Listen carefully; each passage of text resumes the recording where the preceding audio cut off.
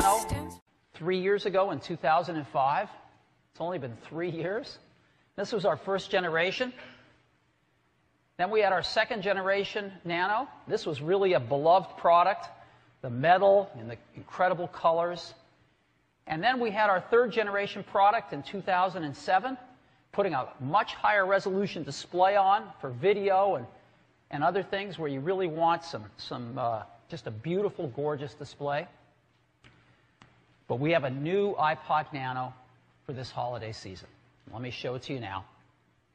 This is it right here. It's really, really beautiful. And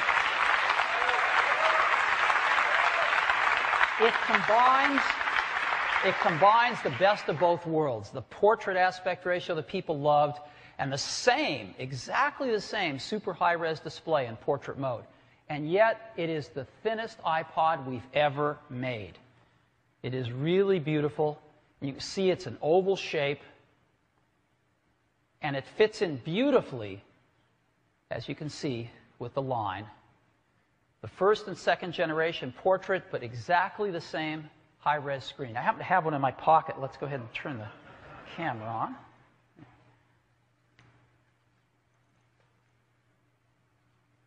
This is what it looks like here. And let's zoom in on it. Let me just turn it sideways here. You can really see it like this. You can see it like that, what it really looks like. Isn't that cool? Very beautiful.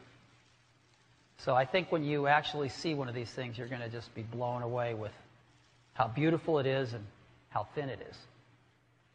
Okay. So, what are some of the features of this new iPod Nano? Well, a new curved aluminum design. It's got curved glass over the display. The glass actually curves. It's very nice, very durable. It's the thinnest iPod we've ever built. It's got an enhanced user interface with some really nice features. We've taken the accelerometer from the iPhone and the iPod Touch, and we've brought it to the iPod Nano, and it does some wonderful things.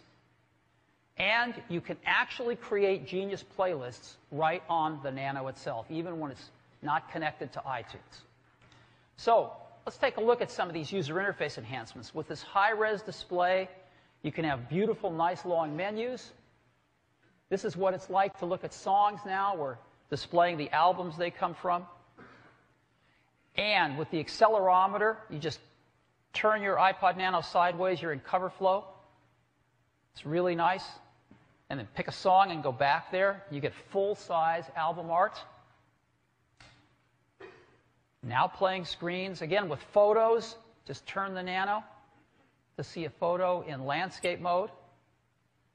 Video is fantastic on this high-res display.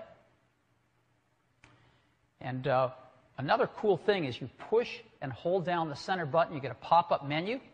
And you can start a Genius playlist right on the iPod Nano. You can add songs to Album on the Go. You can browse the album. You can browse the artist, all just by holding that center button down. And this is, when you start a Genius playlist, you can see it right on the iPod Nano. You can refresh it, and you can save it for later. It's very, very nice. We have extras that we normally ship: calendar, stopwatch. There's even a voice recording program on, so when it detects a microphone, you can record voice notes to yourself. It's very, very nice, and if you'd like, I'd love to show it to you.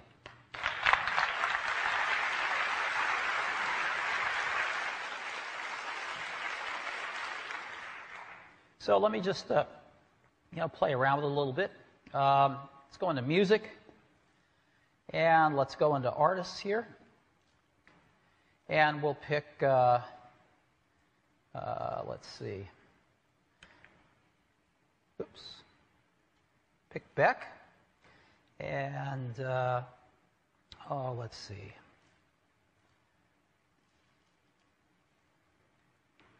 Pick a song I like.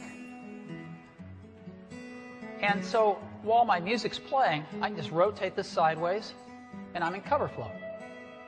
Go back. I got the album. So I go over here, and I'm going going to go find Bob Dylan, freewheeling Bob Dylan here. And I think I'll pick, don't think twice, it's all right. Come on.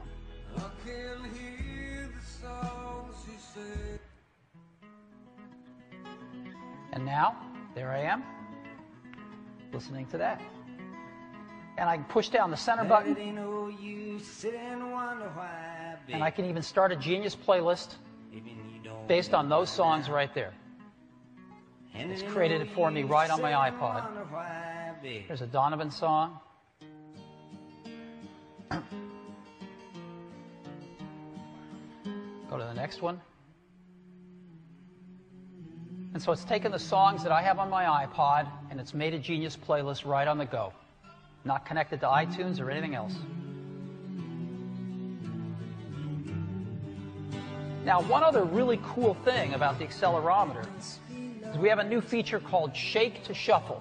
So you just take your iPod, shake it, and I just turned on Shuffle.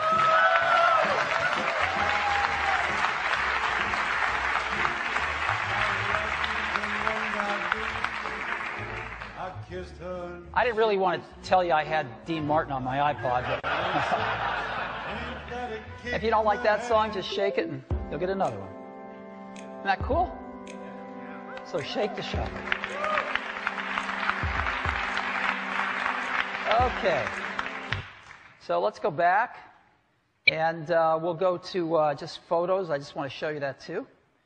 And let's see. Yeah, Zaka Lake. Here's some photos. And again, we can just thumb through the photos. They're beautiful high-res display. And of course, it won't take too long before we get to one in landscape. And again, we just tilt the unit, go to landscape, take a look at some photos there, and, you know, back to portrait here. And it just works really, really well. So that's what I wanted to show you on the iPod Nano.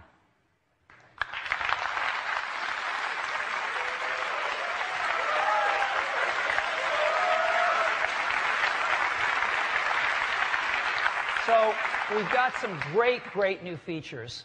And we've also got some great battery life.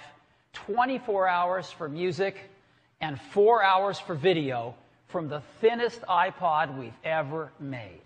I think that's a real accomplishment. Now, another accomplishment is we want to be just really environmentally sensitive with these products. We ship a lot of them. We're constantly worried about reducing the size of the packaging and the transportation carbon that we spend to move these around the world. But the biggest thing we worry about are the toxics. And we have an environmental checklist we use internally on everything. And I have to say, the new iPods are looking great from this point of view. They're arsenic-free glass, they're BFR-free, they're completely mercury-free, and they're PVC-free.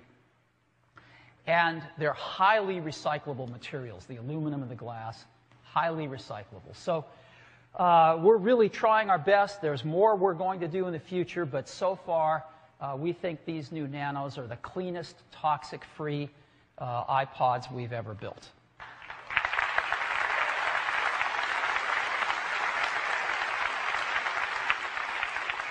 Now, there's one thing I haven't really talked about with the new Nanos, which we call nanochromatic. They come in some amazing colors, the best colors we've ever done. Johnny and his team came up with just some fantastic colors, and here's what they are.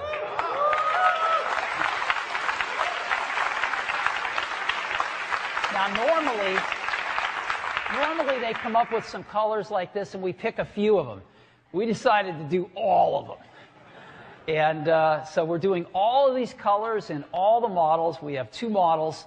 The first one is going to have an entry price of $149 with 8 gigabytes of memory. That's our highest memory we've ever had. And we're going to have a second model